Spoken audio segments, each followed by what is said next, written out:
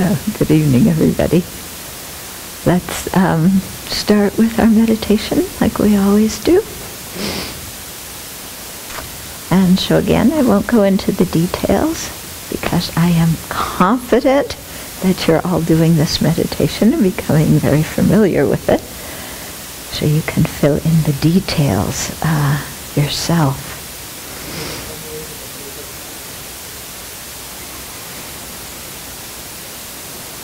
So begin by focusing on your breath, letting your mind settle down.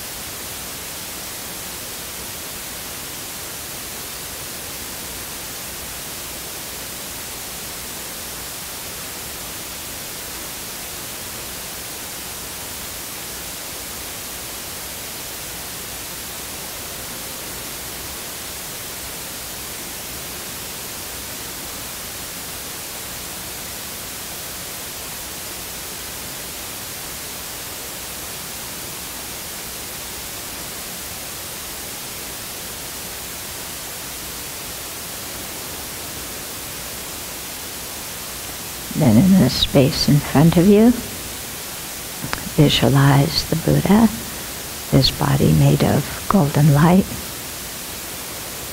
sitting on a throne with a lotus and then cushions of the sun and moon.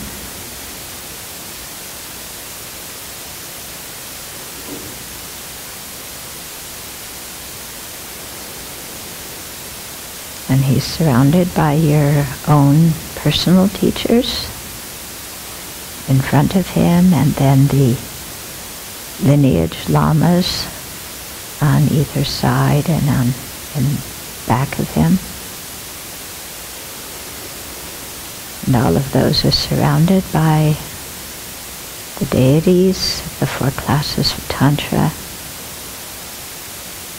Buddhas, Bodhisattvas, solitary realizers, and arhats, here arhats, and then dakinis and dharma protectors, and the transworldly dharma protectors.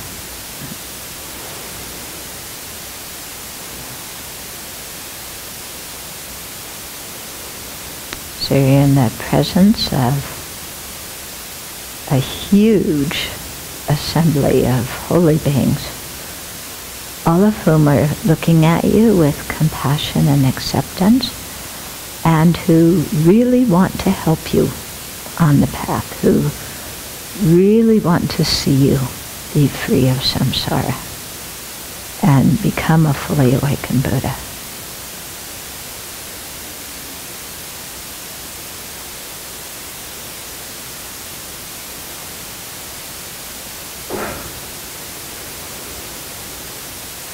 And you're surrounded by all the sentient beings. You can think of your mom on your left, your dad on your right. All the people you don't get along with, the people you're afraid of, they're in front of you, also facing the Buddha. But to see the Buddha, you have to look at all of those disagreeable people and find a way to have compassion for them, a way to make peace with them.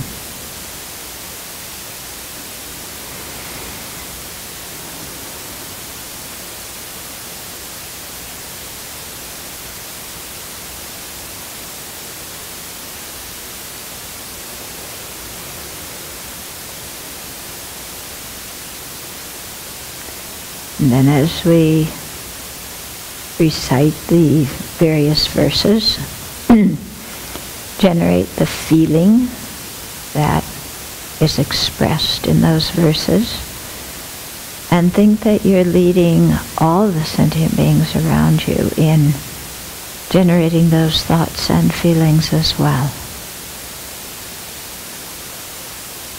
So just by saying the verses and contemplating them, you're transforming not only yourself, but everybody else around you.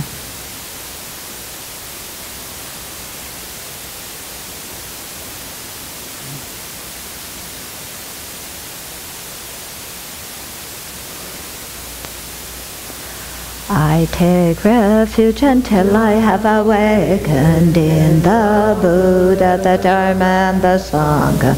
By the merit I create by engaging in generosity and the other far-reaching practices, may I attain Buddhahood in order to benefit all sentient beings.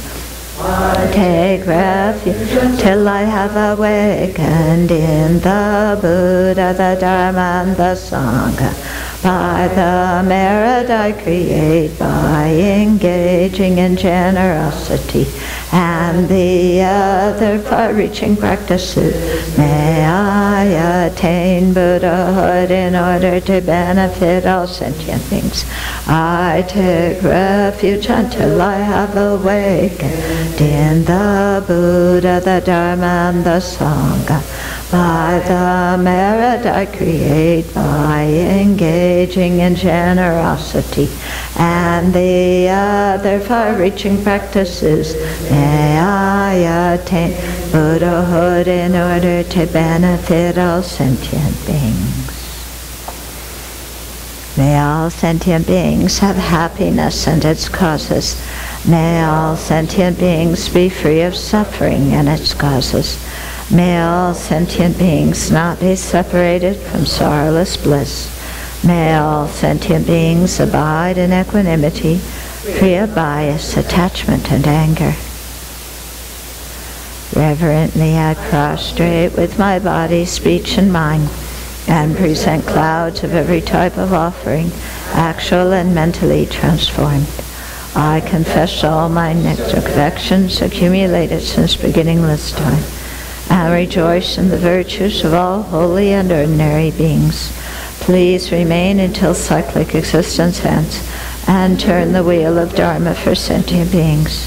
I dedicate all the virtues of myself and others to the great awakening.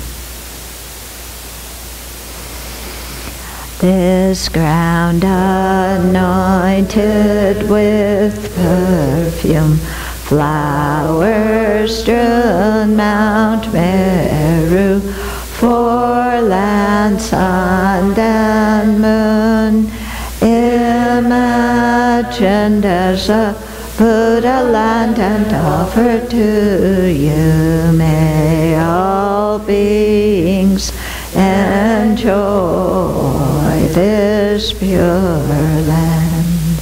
The objects of attachment, mergent in ignorance, friends, enemies, and strangers, my body, wealth, and enjoyments, I offer these without any sense of loss. Please accept me with pleasure and inspire me and others to be free from the three poisonous attitudes. Idam Guru Ratna Mandalakam Niryadayami. And then a replica of the Buddha in front of you radiates out and comes to sit on the crown of your head, facing the same way as you do, as we then make requests to the merit field. Glorious and precious root Guru, sit upon the lotus and moon seat on my crown. Guide me with your great kindness. Bestow upon me the attainments of your body, speech, and mind, the eyes through whom the vast scriptures are seen, supreme doors for the fortunate who would cross over to spiritual freedom, illuminators whose wise means vibrate with compassion. To the entire line of spiritual masters I make request.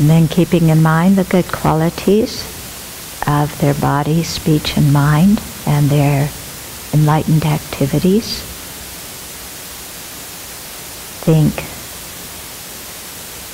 and request to them, please protect me and all sentient beings from the dangers of cyclic existence as a whole, and especially from the dangers of rebirth in unfortunate realms. And with intense aspiration, say, I take refuge in the spiritual mentors, the deities, and the three jewels. A stream of nectar flows from the three jewels, dissolving into you and into all the other sentient beings. And it purifies all your negative karma, negativities and obscurations. And the inspiration of the three jewels enters into your mind and enhances your lifespan, merit, and your qualities of scriptural knowledge and realizations. And so, with an awareness of the temporary and ultimate benefits of taking refuge in the three jewels, have a strong determination to train in the refuge precepts, and really feel that your connection to the three jewels is firm and steady. It's always there whenever you need it. That you have your own personal relationship with the Buddha, Dharma, and Sangha, and that you can always turn to that no matter what's going on in your life. So feel like that.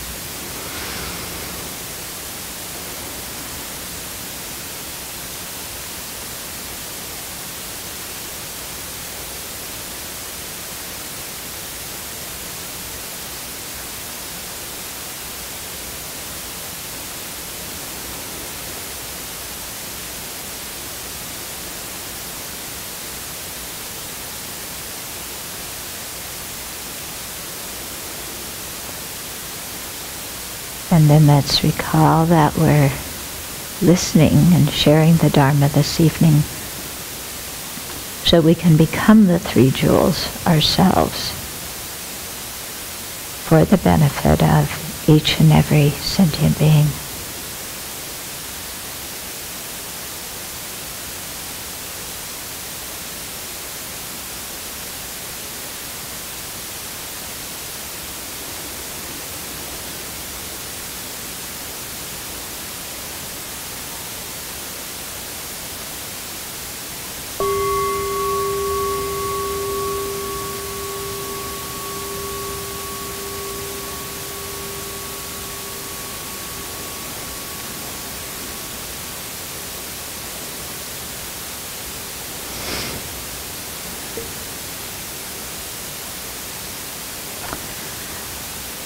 So this week we're talking about refuge. And one of the refuge objects is our spiritual mentors.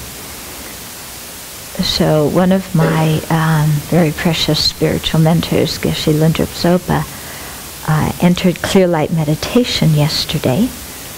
In common terms, that means his breath stopped. He died. And so I just wanted to talk a little bit about that. Although we've already talked about relying on a spiritual mentor and the qualities of a spiritual mentor and so on. Just to talk a little bit about Geshe-la and how he influenced my life, so that you can maybe get some idea about the importance of having qualified spiritual teachers and the benefit that can bring you, and how to keep a good relationship with them. So Geshe-la, he became a monk when he was a little kid, and he, always wanted to be a monk. But at first his parents weren't so willing, and then something happened. I don't know. He was like herding sheep or something, and he got stuck in a whole bunch of brambles, and he got injured, and very, very injured quite a bit. And the doctor, or maybe it was the local lama, kind of told his parents that, you better let your son ordain, otherwise he may not live a really long time. And so that enabled the parents to kind of let go and, let Geshe-la ordain. And he was at Sera Monastery. He, was very distinguished in his studies. And when the Dalai Lama was doing his Geshe exams, Geshe-la was appointed as one of the monks to debate with the Dalai Lama during the Geshe exams. Talk about nerve-wracking. Would you want to be in that position? Anyway, he did it. And then in 1959, when there was the abortive uprising against the Chinese occupation, when His Holiness Dalai Lama fled, then Geshe-la also fled and went into exile, became a refugee in India. And in 1962, so they had barely been out of Tibet, like 3 years, and His Holiness asked Geshe-la to go to the U.S. to teach in a university. And so he went, and then in 1967 he went to University of Wisconsin at Madison. Richard Robinson, who was a very famous Buddhologist, had invited him to go there. And he became the first tenured Tibetan Lama, who was a tenured professor who was a Tibetan Lama at an American university. I don't know how they, changed his credits from the monastery into graduate school credits and, made it okay for him, but somehow they did. And he was certainly more qualified than any other, PhD could have been. So he taught at the university for 30 years. And many of the, well-known Buddhologists in American universities now were his students in the early years. So it was really due to a lot to him that Buddhism became an academic topic in American universities, not just Buddhism, but Tibetan Buddhism in particular, and that people who were also practitioners could become professors of Buddhism as well, even though they had to fulfill the university requirements of being objective. Objective means you have to criticize. Very interesting thing. Anyway, so he really did a lot to get Buddhism going in the American universities. And then also, some of the same students who were his PhD students wanted to learn more about Dharma outside the university, so he started teaching them. And then thus began Deer Park Buddhist Center, which first began in the city. It was in Geshe-la's tiny apartment. And then later he got a ranch house in Oregon, Wisconsin, and then the center, took off from there. Geshe-la basically used his whole salary from the university to create Deer Park. You would have thought that it would have been created by the students making donations, but often at the beginning, because I think a lot of the students didn't have very much money, Geshe-la just used his own salary to create Deer Park.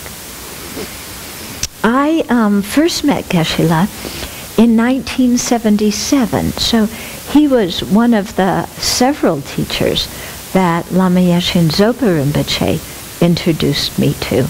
Lama and Rinpoche were my first teachers, and then they introduced me to a whole bunch of other teachers after them. And Geshe Zopa was one of those. So I met him in 1977 when I was a baby nun. I had just been ordained. And I remember one day that he was leading puja. I don't know if Lama and Rinpoche were there or not, but Geshe-la was on the main throne. And on that particular day, he insisted that everybody in the monastery come to puja. Everyone.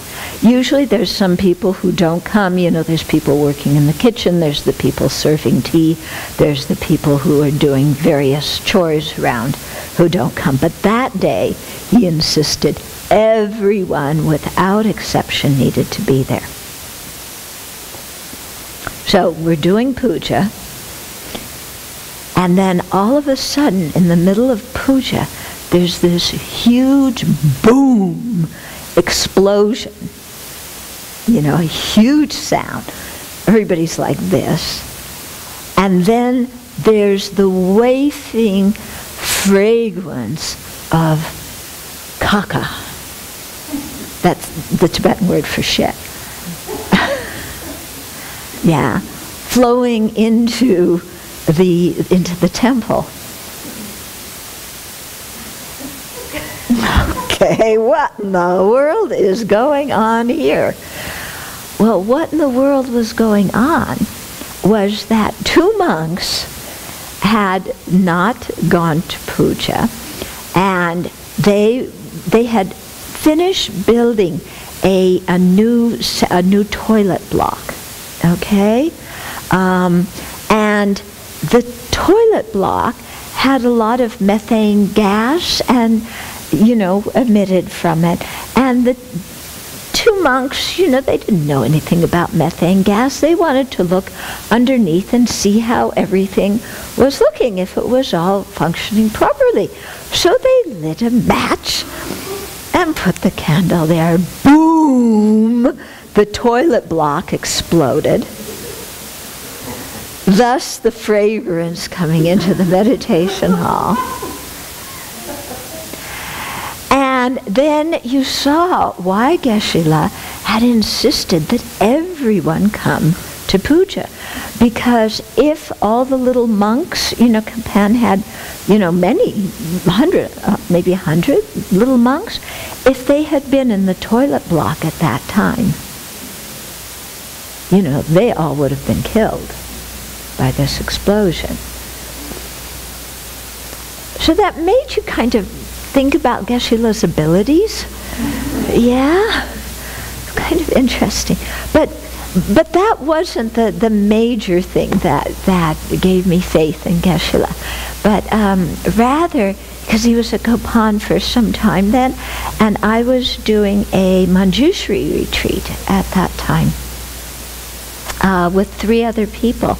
And so Geshe-la was teaching us Shantideva, you know, Guide to a Bodhisattva's Way of Life, while we were doing retreat. And so it was this wonderful mix of meditation on Manjushri and then teachings from Shantideva. And it was the first time I had heard Shantideva. We didn't get through the whole book by any means. Yeah, but I remember that it really, the teachings, and I still have the notes from those teachings, really made me stop and think and like open this whole world up to me, you know, because not only was Shantideva a powerful writer, but Geshe-la had internalized and actualized what Shantideva has said. Rumor had it that he recited as one of the books that he had memorized, the Bodhicharyavatara, Shantideva's text, every day. Yeah. So those teachings made a very powerful impact on me. And then over the years, you know, I would meet Geshe-la in different places and receive teachings. And then in 1998, he started to give these regular summer courses at Deer Park. And so I attended those all the years that he gave them. And so was able to listen to the Vipassana section of the Tsongkhapa's great exposition. And then he taught us Lekshe Ningpo, Tsongkhapa's discriminating between the interpretable and definitive meanings. He took 3 years to teach us that. Yeah, and then we also did Majjhimika Avatara, Chandrakirti's great text. That took us a few summers as well. Yeah, so many of the great philosophical treatises, I received teachings on those from him. And then one summer, you could see it as he was getting older, because usually the way Geshe-la taught, he would say something in Tibetan and then say it in English, translate as you go. And as he was getting older, he spoke more in Tibetan. He would forget to translate. And then one summer, he taught 3 or 4 days, and then he said, now I'm going to step down. And then Jangse Chöje Rinpoche, who's his student, he said, Rinpoche will teach you from now on. So it was like he was taking us and handing us over to, his student to take care of. Geshe-la was quite amazing as a human being. Lama Zopa always says that he never saw Geshe-la ever get angry. I saw Geshe-la annoyed a couple of times. Never angry, but sometimes annoyed. In the sense of like, what are these people doing? But he, never really kind of got angry. And he was always incredibly loving and very, very patient and compassionate towards the students. And with some lamas, you have to sign up on a long list, and you get to see them 3 months after you sign up.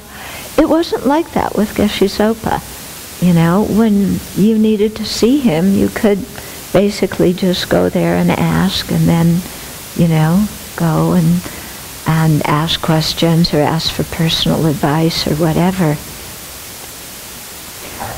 So it was quite wonderful, being there over the summers and being with this group of students.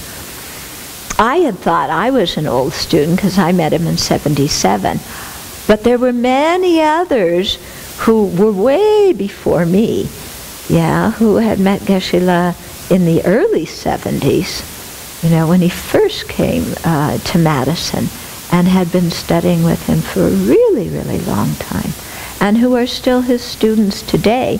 Some of them are now university professors, getting ready for retirement themselves. So, but he really, people who studied with him would stay there and study for a long time. It wasn't like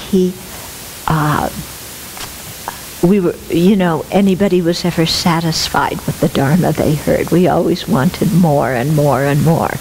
And he was this fountain of teachings and gave us more and more and more. As well as being, quite an example of a practitioner. Just how he lived his life. Very simple.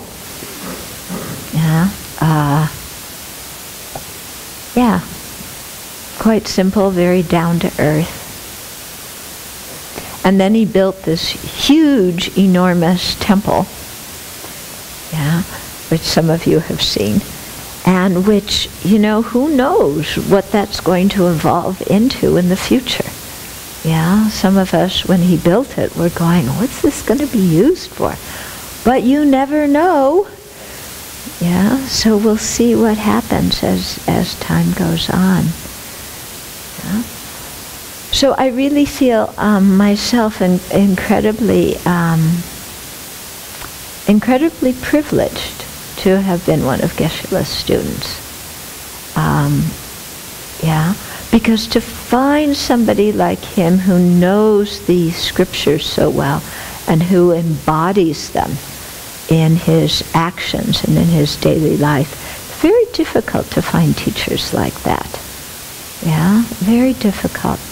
And, one other thing about Geshe-la. I'm sure he was in line to be abbot of Serije Monastery, and then, go up to, be Ganden Tripa and all. Anyway, he found some way to get out of it. I don't know how he did it, because I'm sure, because his students, later became abbots. So of course, he would have been in line to be abbot beforehand. But somehow he said, I'm in America, let somebody else do it. Yeah. So he was never looking for big titles and a lot of fame or notoriety. Always being quite humble. Yeah, really good example of a practitioner. And he came to the Abbey once. What year was it? 2009. Yeah. Yeah. And before that, he had come to DFF to teach as well. Okay, so we don't know how long he'll be in his clear light meditation. We'll see. But let's all make strong aspirational prayers and dedications that he come back quickly, in a form that we can recognize. Not only, it's important to pray, not only can we meet teachers like Geshe-la, but also that we recognize their qualities. Because there can be some really good teachers out there, but our minds are so obscured that we don't see their good qualities, or we see their qualities as faults. Yeah?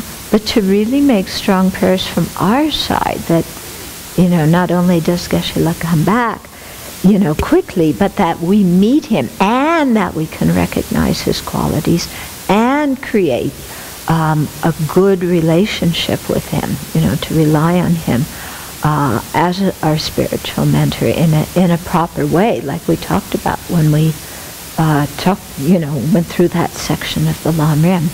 Because if we're able to do that, then we can really great benefit from that kind of relationship. Okay. So then, any questions about that before we go back to refuge here? Yeah. Geshe-la, as far as I know, didn't give tantric initiation. Or if he did, I never heard of him doing it, but definitely, if he ever did, it definitely wasn't highest class tantra. He always referred people to His Holiness or other teachers. And he did not give ordination until 1998. He had been requested many times before, but he said it's too difficult in the West for people to be monks and nuns, and so he declined until Sopa Rinpoche asked him to please ordain some of his students. Mm-hmm. Yes, yeah, the first Kala Chakra in 1979, or 1980, 81, was it? Oh, 81, okay. Yeah, the first Kala Chakra in the U.S. Mm-hmm. Mm-hmm. Pardon me?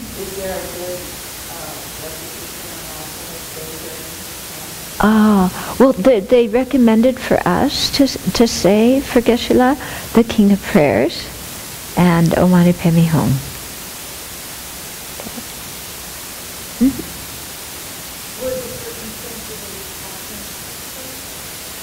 Oh, the circumstances of his passing. Okay. For about the last year and a half, he's been steadily declining for a number of years. He's got to be 92 or 93 now, or was, And the last year and a half, he was in bed all the time. I think maybe 2 years in bed all the time.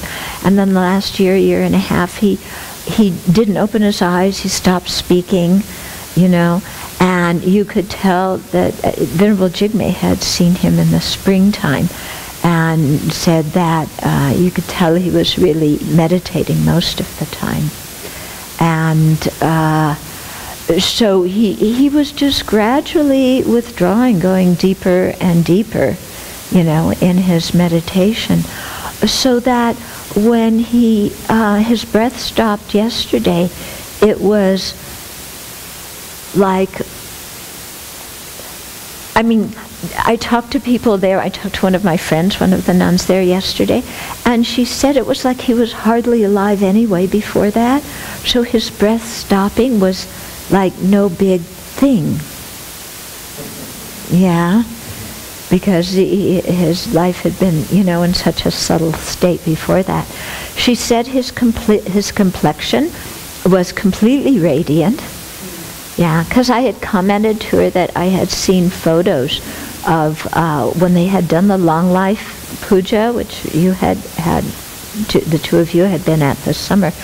I commented to her that his skin looked very waxy at that time. And she said, yeah, it was like completely smooth and clear and radiant. And she said very peaceful, and that there was just a very peaceful atmosphere over all of Deer Park yesterday. Yeah. Mm-hmm.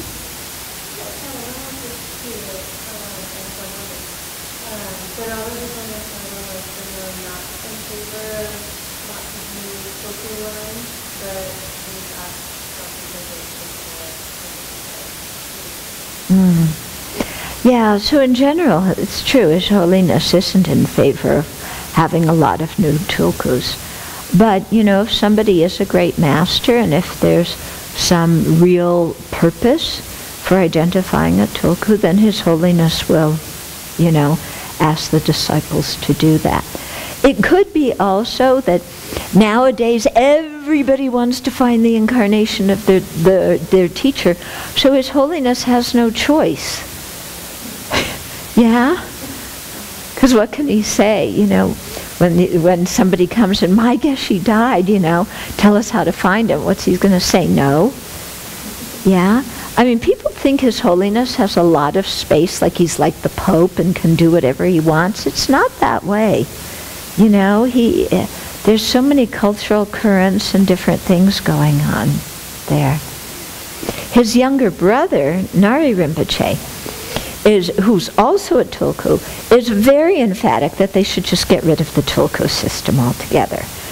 Yeah, but he has that privilege because he doesn't have His Holiness's position. He can say that, and he's very outspoken. Yeah. Mm-hmm. I want you to say something about how the disciple relates to Lama, to the teachers, after the teacher passed. How do you relate to your teacher after they've passed? They're still your teacher, And when you do the Guru Yoga practice, like, this meditation here on the Buddha, where you think that your spiritual mentor is in the form of the Buddha, or if you're doing Chenresi practice, you think your spiritual mentor is, in the form of Chenresi, whatever like that, then you just continue your relationship with your teacher in your meditation, the same way as you created that relationship in your meditation when they were still alive, because sometimes you can't always be near your teachers. So you have to, create that feeling of closeness, and, the Guru deity dissolving into you, and, feeling very close to your teacher and so on. So you just continue with that. And, that Guru Yoga practice is quite powerful, because then whenever you need, after you've studied for a long time with your teachers, and you know the scriptures well, and you know the kind of advice they give, then whenever you're not sure what to do, or you need some advice, what I do anyway, is I do a 911 in my meditation, and I just think of my teachers, in the Guru Yoga practice, and what would they tell me right now? And I know they're teaching so well that it usually becomes obvious, which Lamrim meditation or which, what kind of advice they would give me to practice at that moment. Yeah? So you still have the same feeling of closeness with your teacher, even if they've passed away, because you've realized that the relationship with your teacher is, who your teacher is in the relationship isn't based on your teacher's personality. And this is where I think a lot of people have difficulty, is they see the teacher as just that person, and they like the teacher because of the teacher's personality. And then when that teacher dies, they feel lost because that person isn't there, and what do I do, and who do I go to, and I've been abandoned. Whereas if you really understand what the meaning of having a spiritual mentor is, and how to do the Guru Yoga practice, you don't have that difficulty, because you see that your teacher is way beyond just a personality that manifests to you in a human being. Yeah? And so you don't get attached to that personality or to that physical presence. I mean, of course you want your teacher to live as long as they possibly can, because having that physical presence enables them to teach us, and we can learn so much from their teachings and also from their example. But then when that physical presence, bodies get old, don't they? And emanations are withdrawn, but then you're still able to relate to the meaning and purpose of that teacher in your meditation, and it goes very much beyond just that human being and their personality. Mm-hmm. Mm-hmm.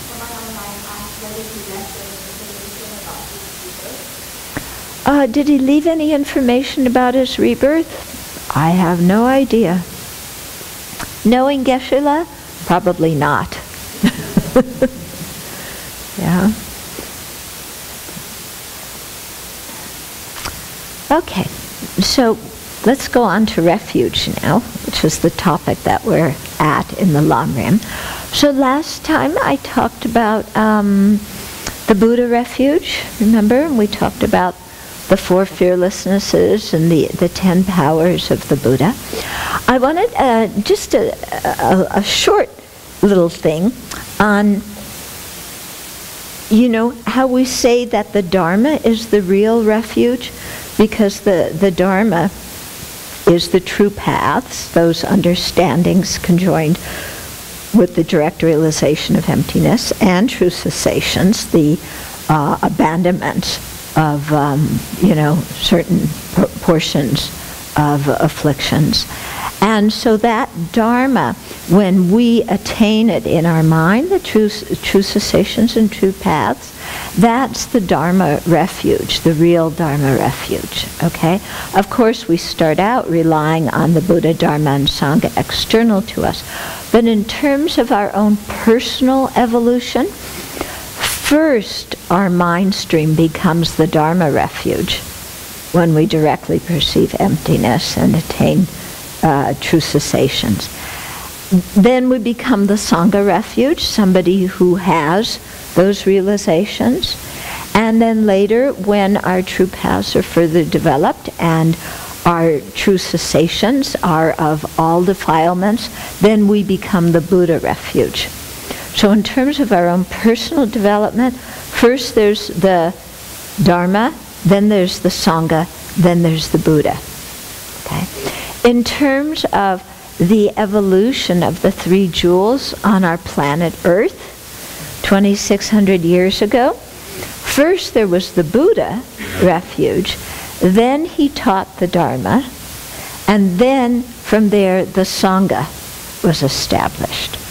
Okay, so in terms of history, the order of the emergence of the 3 jewels is different. Okay? Then, what I wanted to talk about,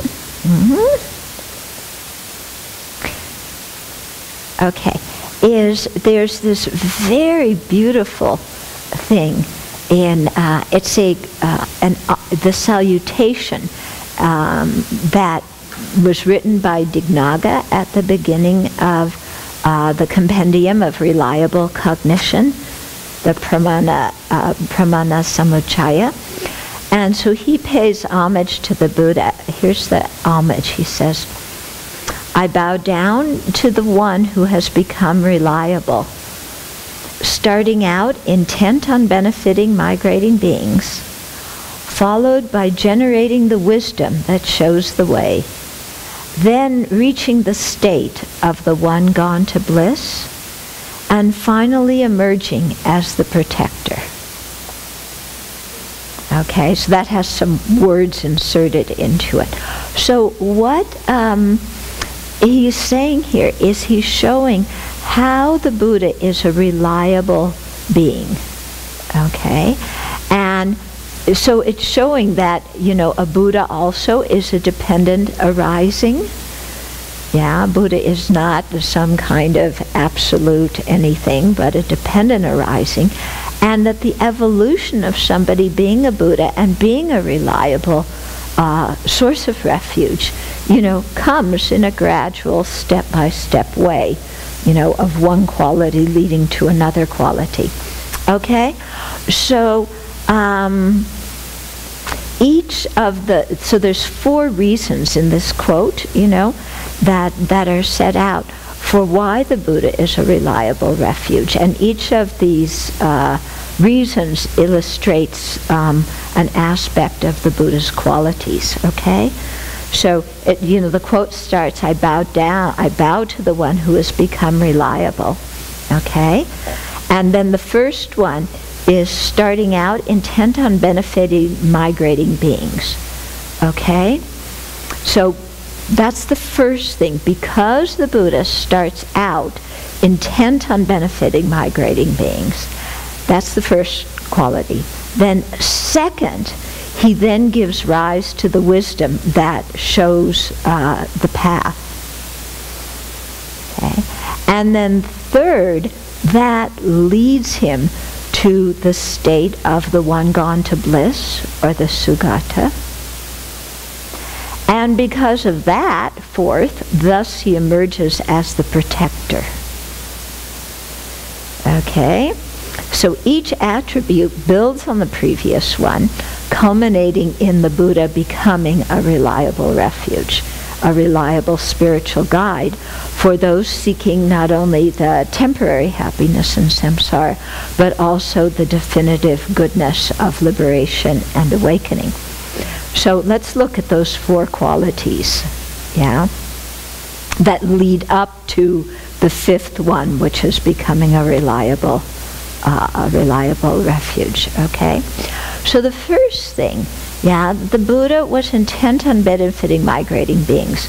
So that illustrates his great compassion, that he was totally dedicated to working for the welfare of sentient beings who migrate from one samsaric realm to the other under the influence of afflictions and karma. Okay? So here we are, going, migrating up, down, and across in samsara. The Buddha looks at us and all living beings, and his mind, with great compassion, is completely intent on benefiting these migrating beings. Not just helping us have a good life in samsara, but especially showing us the way out of samsara. That great compassion and that intention to benefit sentient beings, which is the first quality, that leads to the second quality, okay, which is his wisdom realizing emptiness. Okay, so because he wants to eliminate sentient beings' dukkha, he looks for a way to do that, and he knows that in order to liberate other sentient beings, he has to liberate himself, so he has to know the nature of reality, so then he goes about generating the realization, the direct realization of the emptiness of inherent existence. Okay? And so in this way, he comes to possess the wisdom that points the way that is leading gradually to his awakening and freedom from defilement. And that same wisdom that then he can teach all of us so that, we can meditate on it and derive the benefits from perceiving reality. Okay? So then, by generating this wisdom and freeing himself, and then teaching that wisdom to us out of his great compassion, then he's able to actualize the intention of his great compassion, which was to benefit sentient beings. Okay? So your first trait was the intention on benefiting sentient beings. And how that led to the second trait, the wisdom directly realizing emptiness. Okay? Then the third trait is him becoming the Sugata, or the one gone to bliss. So, a Buddha has gradually familiarized himself or herself with this exalted wisdom, and by directly realizing emptiness and understanding how it is totally compatible and non-contradictory with dependent arising, then he's been able to completely abandon all defilements on his own mind stream and realize all good qualities. So we often talk of those two attributes of the Buddha, abandonments and realizations.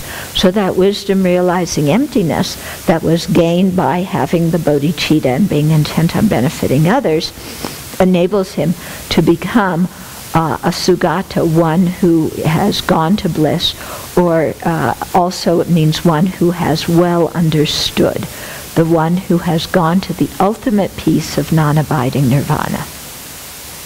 Okay? So fully awakened. Yeah. And then that ability as one who has gone to bliss, then that was the third quality. Then that generates the fourth quality, which is being a protector. Okay? So as somebody who has fully accomplished the path, he's perfectly equipped with the wisdom, compassion, power, skillful means, whatever is necessary to protect sentient beings from cyclic existence. How does he protect sentient beings from cyclic existence? By teaching the Dharma. Okay, so a Buddha is not able to, it's not like cyclic existence is a place and sentient beings are going there and the Buddha snatches them away. He protects us by teaching us the Dharma so that we can, get rid of all the afflictive mental states, the ignorance, anger, attachment, jealousy, resentment, all those lovely mental states. Guilt, all these kinds of things, so that we can purify all these things and free ourselves from them and generate all the good qualities. And so it's in that way that a Buddha becomes a protector. Okay? So don't think of, when we call the Buddha a protector, that he's standing in front of you with, a shield and saying, you can't hurt my baby. It's not like that. But this is really showing why, of all the Buddha's abilities, his speech is the most precious one, because that's how he protects us. Now, of course, the Buddha is always teaching us. Do we always attend teachings? Having attended teachings, do we listen carefully? If we listen carefully, do we put it into practice? If we put it into practice, do we keep practicing consistently, or do we stop after a while? So you see, from the Buddha's side, there's the continual benefit being, given to us, the continual protection being given. But we're sitting there kind of,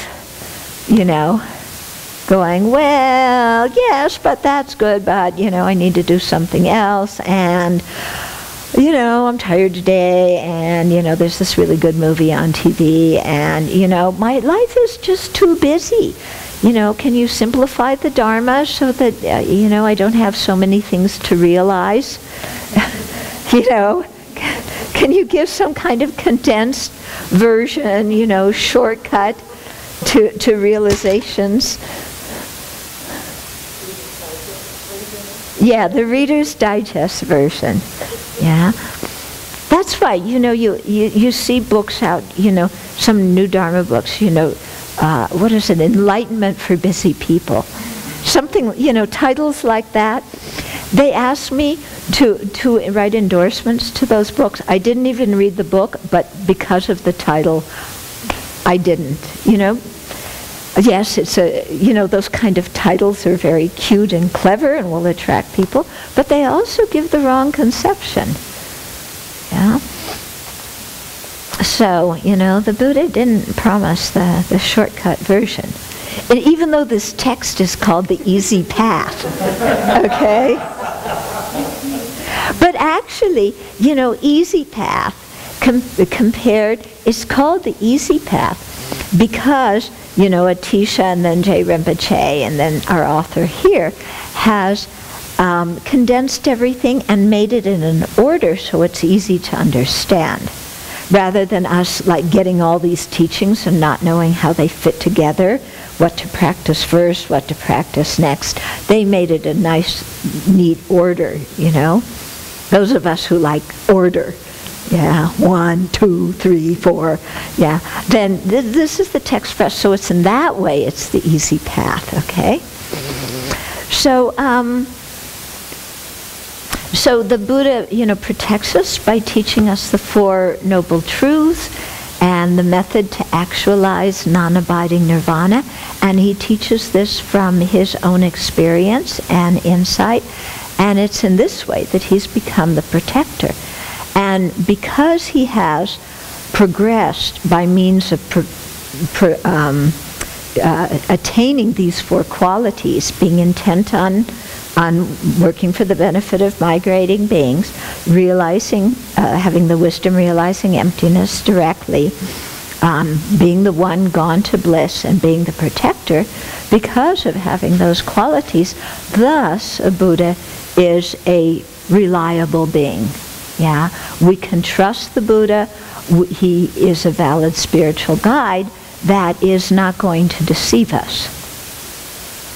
Okay? So this is one of the very famous proofs.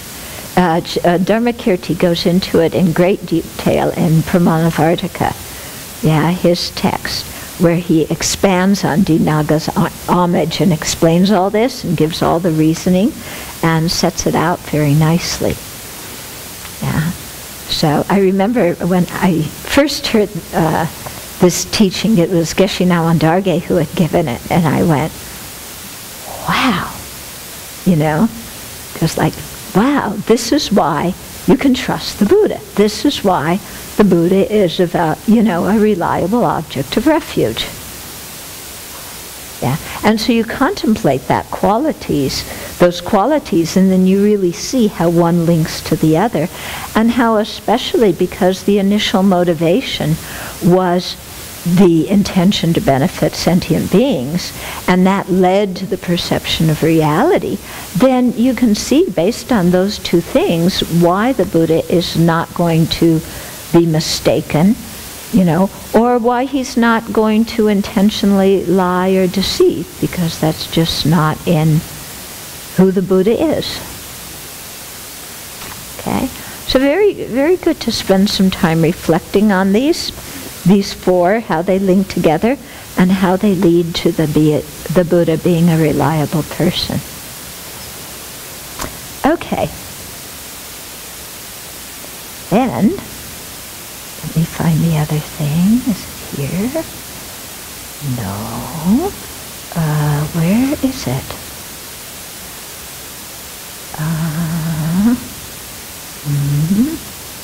There it is. Okay.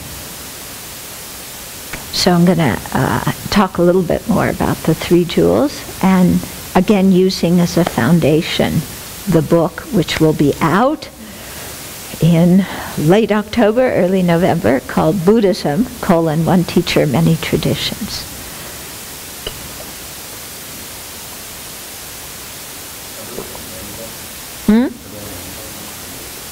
It should be on Amazon, yeah, once it's out. Okay, so in the Ratnagota Vibhanka, also called in Tibetan Gyulama or Uttara Tantra, the Sublime Continuum is the English title. It talks about the qualities, the excellent qualities of the three jewels. It goes into a lot of depth about talking about them, and it talks about the ultimate and conventional aspects of the three jewels. And so this is all very, very helpful to learn, and this is taught very much in the perspective, in the Mahayana perspective, the Mahayana view of what a Buddha is. And a little bit later we'll get into the difference between the Mahayana perspective and the perspective that's described in the Pali tradition. Okay, so each of the three jewels has an ultimate and a conventional aspect, and together these encompass the four Buddha bodies. Okay, the word for body here is kaya, and it doesn't mean physical body. It means body as in collection. You know, like you have a body of knowledge, you know, like a corpus or a collection. So that's the meaning of body here when we talk about the Buddha bodies. Okay, so the ultimate Buddha jewel is the Dharmakaya, or truth body, that has the nature of perfect abandonment and perfect realization. So this ultimate Buddha jewel is of two types. Okay? So the first type is the wisdom Dharmakaya. Sanskrit is Jnana Dharmakaya. And the second type is the nature Dharmakaya, or Svabhavika Dharmakaya. Okay, so the wisdom Dharmakaya, has three principal qualities in it. Okay, so one is the knowledge, a Buddha's knowledge. Then second is their compassionate love, and third is abilities. Okay, so due to the Buddha's omniscient knowledge, Buddhas effortlessly understand everything about all phenomena, and especially within that, the inclinations and dispositions of each and every sentient being. So having, being omniscient, then that gives the Buddha a real advantage of being of benefit to sentient beings, because he can see their karma, he can see their inclinations and disposition. So when he helps them, he's not stabbing in the dark, saying, who is this person? What's the best thing to say? That knowledge is there. And then the second quality of the wisdom Dharmakaya is the Buddha's compassionate love, which motivates that Buddha to benefit sentient being. And then third is the Buddha's abilities or power. So the Buddha from his own side has the abilities or the power to be of benefit to sentient beings. Okay? So that enables a Buddha to, have the knowledge, have the motivation, have the abilities to benefit. So that they teach the appropriate paths to the different beings with different tendencies and inclinations, and a Buddha is able to do this without hesitation and without self-doubt. Wouldn't that be nice? Yeah? Have you ever been in this situation where you really want to benefit somebody, but you don't know what to do? And then as soon as that person is kind of nasty to you, your wish to benefit them kind of goes away. Yeah? So you can see, having a Buddhist wisdom, Dharmakaya would really prevent a lot of these kinds of problems. Yeah? Okay. Or we think, oh, I want to benefit, but should I do this? Should I do that? Oh, I'm tired today. I'll help them tomorrow. You know.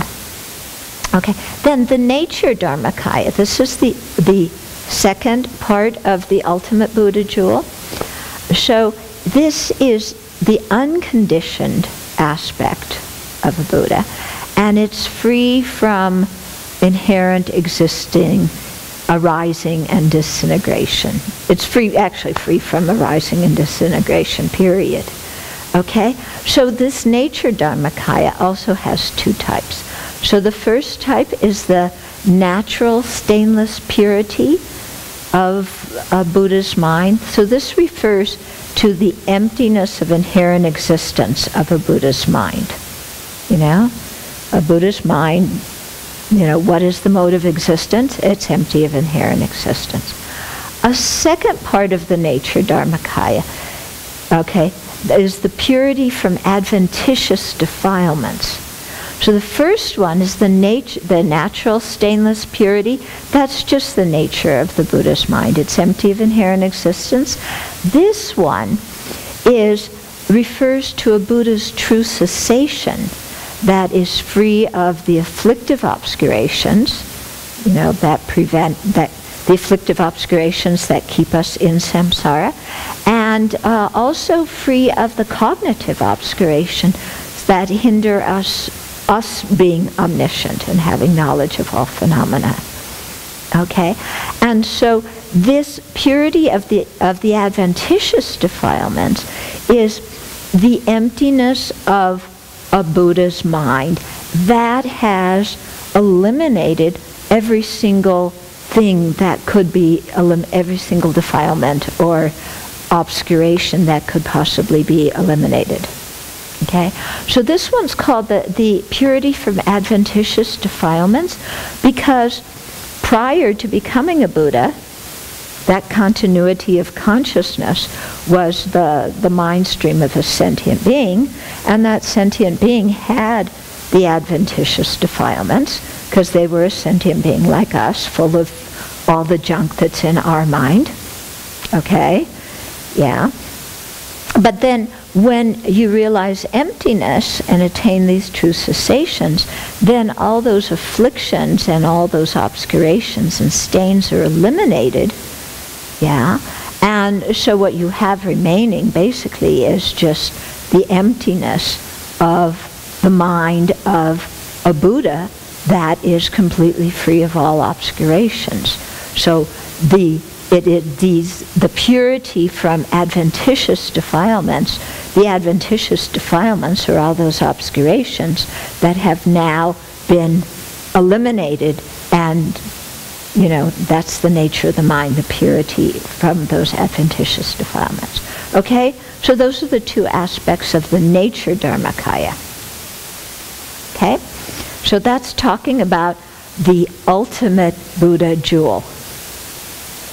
Okay? Then the conventional Buddha jewel is the form bodies. The Sanskrit term is Rupakaya of a Buddha, and there are two types of form bodies. Okay? First one is called an enjoyment body or a resource body, in the sense that it is a resource or something enjoyed by sentient beings. And this is a being, a body, that abides in a Pure Land and teaches the Arya Bodhisattvas. Okay, so the enjoyment body, you know, each Buddha has one of them, and it manifests in a Pure Land and then teaches the Arya Bodhisattvas. So this kind of body is going to be very subtle, and the teachings coming from it are going to be very subtle and profound as well. Then the second, because this is talking about the conventional Buddha jewel, then the second aspect of that are emanation bodies, or Nirmanakaya, and these are the appearances of a Buddha in a form perceivable by ordinary sentient beings. So, for example, Shakyamuni Buddha, yeah, or His Holiness the Dalai Lama, or, you know, whoever like that, a manifestation of the Buddha that we ordinary beings can come in contact with. Okay? So while the Dharmakaya, the Buddha's not mind and that, the nature of the Buddha's mind, that's called, attaining those two kayas is called fulfilling our own purpose, because that's our purpose, to become a Buddha. Then at the same time you're fulfilling your own purpose, we're also fulfilling the purpose of others, because at the same time all four kayas are actualized simultaneously. So at the same time you actualize the Dharmakaya, the truth body and the nature body, you also actualize the enjoyment body and the emanation and an emanation body. Okay, all these come at the same time.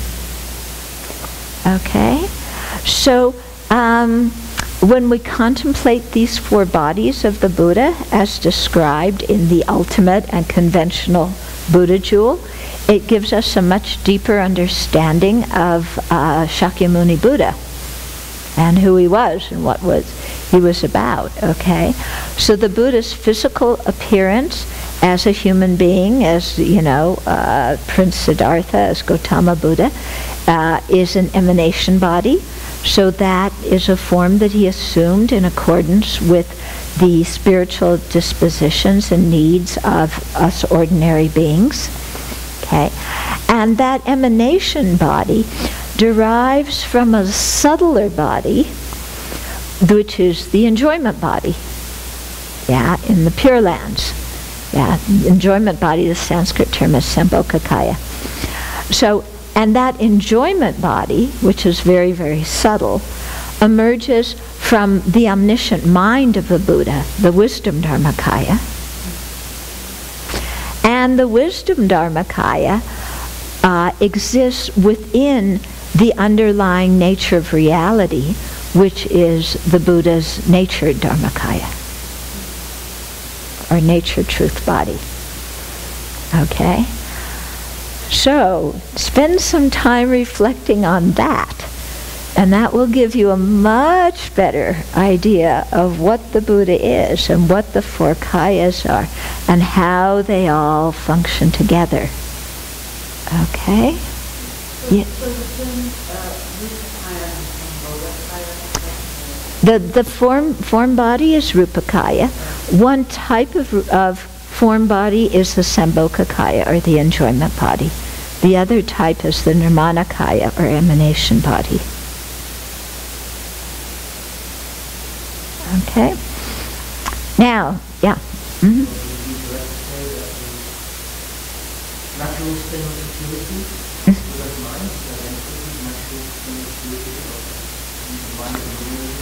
Okay. Now, when we talk, so the question is it correct to say that the natural stainless purity of the Buddhist mind is the same as the natural stainless purity of an ordinary being's mind? Okay. Hold on just one second. I want to see about a translation here. Yeah. Okay. In one way you can say yes, because they are both the emptiness of inherent existence of the mind.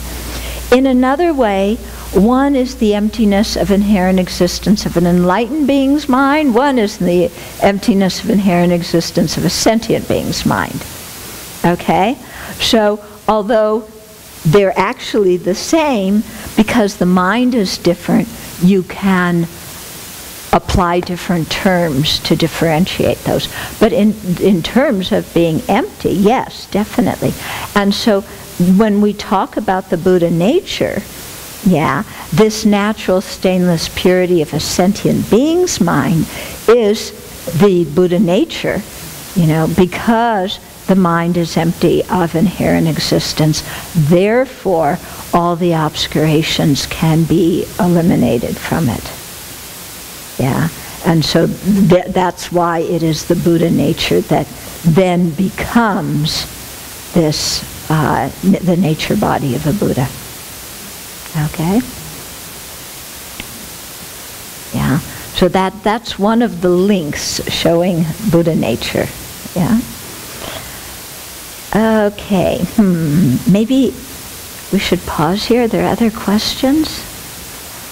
Yeah. So, when you were talking about the multiplier, when you go to the Bible, you said every Buddha has one. Yeah. Do you mean literally one? As far as I understand it, yes, one. Yeah. Yeah. I've always wondered too, why don't they have more than one Sambhogakaya? But I guess when you're an Arya Bodhisattva, you just go to that Pure Land, you don't have to try all 31 flavors to decide which one's best. Uh-huh. Tathagata Garbha? Yeah, Tathagata Garbha refers to the Buddha nature. Yeah, so that's what we were talking about here, which would refer to the emptiness of an ordinary being's mind. Okay.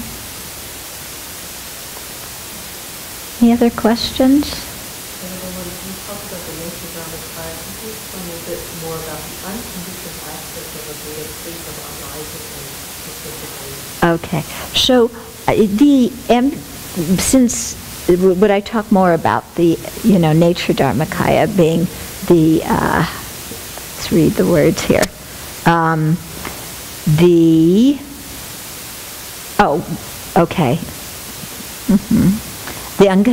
Being unconditioned and free from arising and disintegration. If you'll notice, the two kinds of Nature Dharmakayas are both the emptiness of inherent existence of the Buddha's mind. Okay? Is emptiness permanent or impermanent? Permanent. Okay? Are things that are permanent conditioned or unconditioned? Unconditioned. Okay? In other words, they don't arise due to causes and conditions. So the Nature Dharmakaya is something permanent. Yeah. Our Nature Dharmakaya does not exist yet because our minds are not yet Buddhas, or at least my mind isn't. But that Nature Dharmakaya will exist, but it doesn't arise due to causes and conditions. Okay, so it isn't going to arise and disintegrate as, regular impermanent conditioned things are. Okay, the cup arises and disintegrates, right? Okay, our mind, in general, our emotions arises and disintegrates. Okay, the nature of the mind, the emptiness of the mind, does not arise and disintegrate because it's not under the influence of causes and conditions. Okay? Yeah? But the emptiness of the mind is already there. The emptiness of the mind is there, but until the mind is free from all of the defilements, that emptiness of the mind does not become the natured truth body. Okay? And the true cessations are not already there, but the true cessations will come into being, but they are not conditioned phenomena. Okay? Yeah.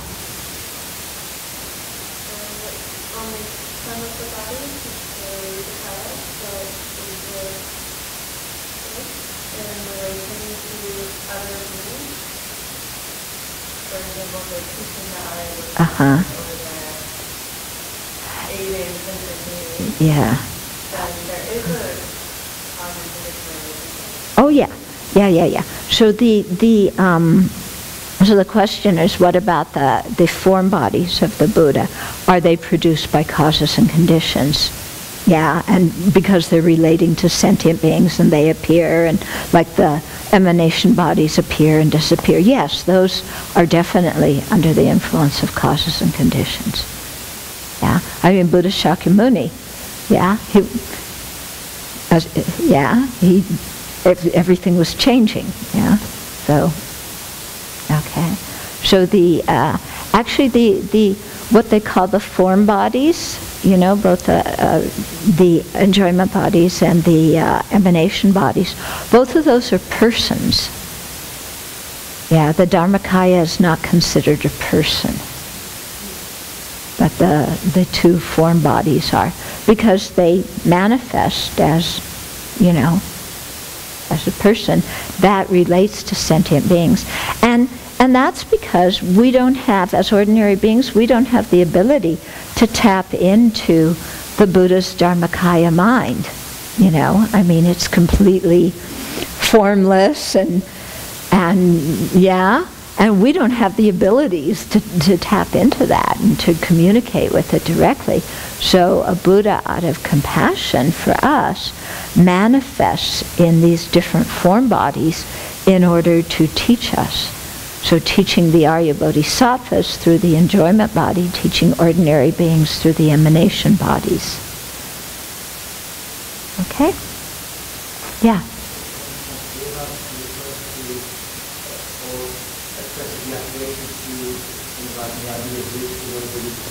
Yeah. Mm-hmm. Okay, so the question is, when Shantideva says, may I be a bridge for those who need a bridge and food for those who need a food, those would all be emanation bodies of a Buddha. Yeah, because the Buddha can appear also as inanimate objects. Uh-huh.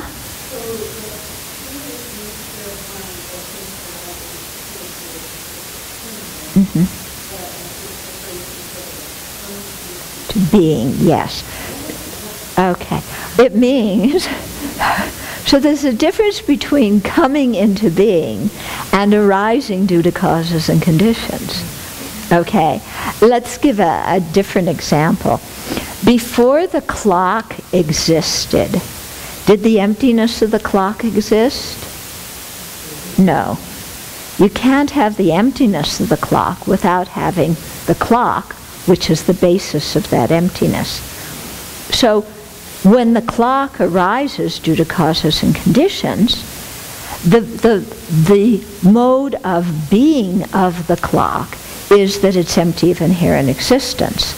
So that came into being at the same time as the clock did, but it wasn't produced by causes and conditions, because it is a negation. It's a lack of something, and a lack is not produced by causes and conditions. Okay, so the same way with a Buddha's nature body, or the same way with a true cessation. Mm-hmm.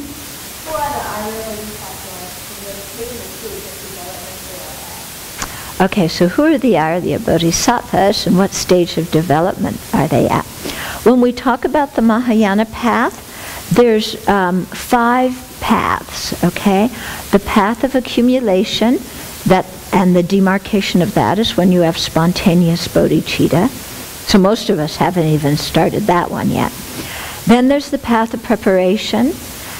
Okay, that is when you have the unity of serenity and insight on emptiness. So you have for a new bodhisattva, you would have a conceptual realization of emptiness at that time that is supported by serenity. The third path is the path of seeing, and that's the time when a bodhisattva directly realizes emptiness. And that's the demarcation of when that bodhisattva becomes an Arya bodhisattva. Okay? And then the path of meditation is when the bodhisattvas eliminate all the innate afflictions.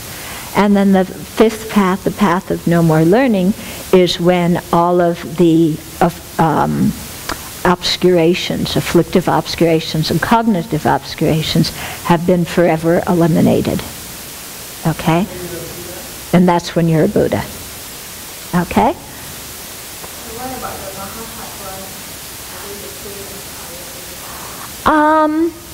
I think the Mahasattvas are the same as Arya Bodhisattvas.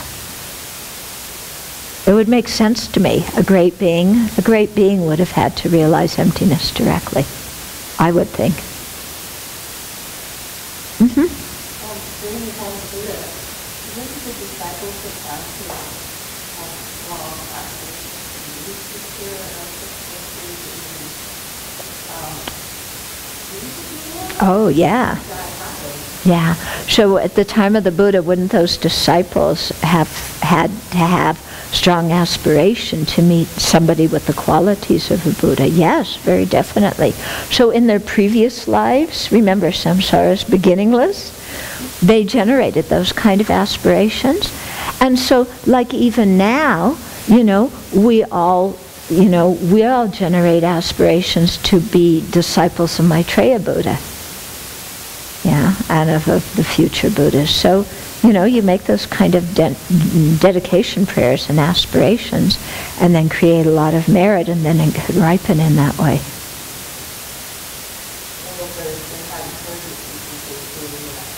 But in a previous life, with previous Buddhas, remember, everything in samsara is beginningless.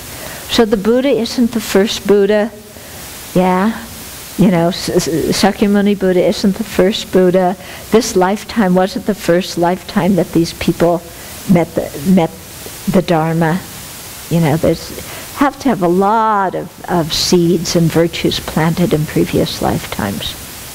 Yeah, and so when you look at it, that's what we're doing now, isn't it? We're planting those seeds, accumulating that virtue, making those dedication prayers.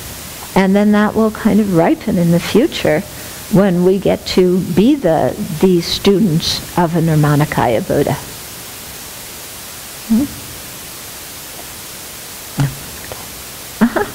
What is the difference between a Rinpoche, Geshe-la, Karmapa, and Dalai Lama? Difference between Rinpoche, Geshe-la, Karmapa, and Dalai Lama. Okay, all these terms are very, very confusing. Geshe-la is an educational term. It shows that you have gotten your Geshe degree, okay, which means that you have studied the 5 great treatises and passed all of the Geshe exams. Some of the Buddhist traditions, instead of calling this degree Geshe, they call it Kempo. So somebody becomes a Kempo, okay? Then a Rinpoche, this is a term that is used in many, many different ways, so it can be very, very ambiguous. Sometimes a Rinpoche it's given the name of somebody who is a recognized incarnate, whose previous life was a great master. But also many students call their own teacher Rinpoche, call them Geshe Rinpoche or Gen Rinpoche out of respect. So it's a title that can be used in many different ways. Some people who are charlatanandas call themselves Rinpoches. Yeah? So don't rely on the titles. Yeah. The Dalai Lama is it's a role, or it's a post of being the spiritual leader of the Tibetan people. For a long time it was also political post of being the political leader, but the present Dalai Lama has stepped down from the political leadership. Okay? The Karmapa is a particular Rinpoche that is the incarnation. We have the 17th Karmapa right now. Okay? Anything else? Yeah. Back to the clock. Two things arise in the emptiness, the thought, and the thought coming into being at the same time. Right. How is that not causal relation? Even though it arises concurrently at the same time, you don't have one without the other. Okay. So the clock and the emptiness of the clock arise at the same time. And you're asking, how can that be a causal? Why wouldn't that be a causal relationship? If you have a causal relationship, do cause and effect exist at the same time? No. So can the clock and the emptiness of the clock be a causal relationship?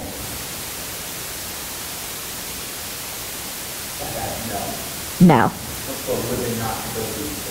They're dependent on each other. They're one nature. The kind of relationship they have, the true truths, their relationship is a relationship of one nature, in that as soon as you have one, you have the other. But a relationship of one nature is different than a causal relationship. Okay, but then now to the Buddha's mind, this is where that's talking about. The clear nature knowing the Buddha's mind. When you say that comes in No, the natural purity, natural stainless purity, or the true cessations, the purity from adventitious defilements, that comes into being at the moment somebody attains Buddhahood. Because that purity of adventitious defilements, is the absence of all obscurations of a Buddha's mind. And it doesn't exist until you have a Buddha's mind. But it's the emptiness of that Buddha's mind. It's the nature of the mode of existence of that Buddha's mind. So the Buddha's mind doesn't cause the mode of existence of the Buddha's mind, but they arise at the same time. They're one nature.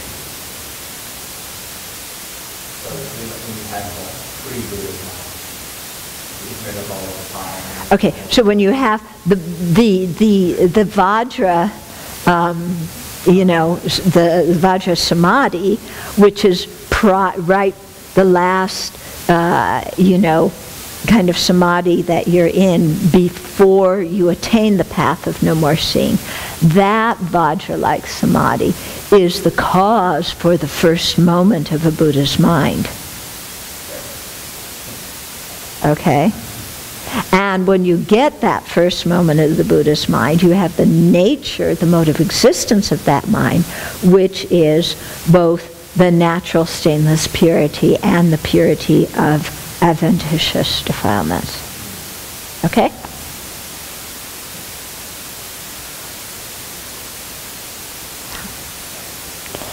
Okay, so next time we got through the Buddha jewel and the four kayas. I think you have something to think about. Yeah? So, this is material that's, straight from the philosophical text. So it's really precious material. It really makes you think. Yeah? And if you think deeply about it, you understand much better what the Buddha jewel that we're taking refuge in is.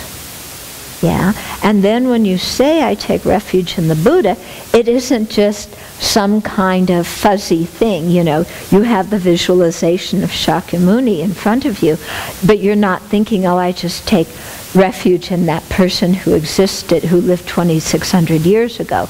You're not thinking like that, because you realize, this is the Nirmanakaya, which came from the Sambhogakaya, which came from the Dharmakaya, which exists within the nature body. And so your whole understanding of what the Buddha is and what a Buddha is and what we're going to become as we're practicing the path to Buddhahood, all of that gets much clearer when you really stop and think about these things. Okay? And then when somebody says, why are you taking refuge in the Buddha? Who is this Buddha dude that you're taking refuge in? Yeah, then you can give a serious answer. Yeah, and say something more than, it was just somebody who lived 2,600 years ago who was a good guy. Yeah, but you can really present something. And, when you understand this, then it helps you later understand Buddha nature. It helps you understand the path. What are we trying to actualize? What kind of qualities are we trying to cultivate? Yeah. So it really fills out a lot when you contemplate these things and relate it to other aspects of the Lam Rim. Okay. We'll dedicate now.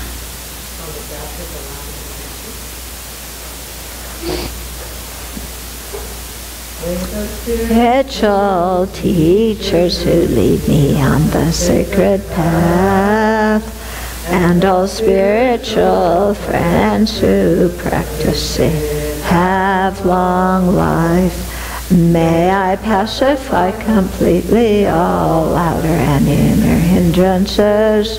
Grant such inspiration, I pray. May the lives of the venerable spiritual mentors be stable, and their virtuous actions spread in the 10 directions. May the light of Losang's teachings dispelling the darkness of the beings in the 3 worlds always increase. Nuratna Mandala Kamniryatayami.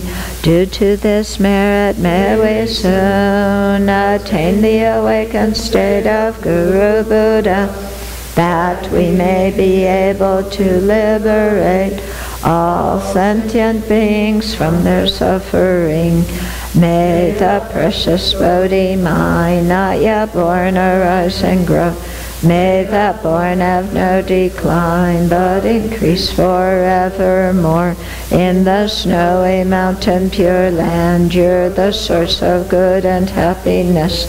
Powerful Tenzin Gyatso Chenrezig, may you stay until samsara ends.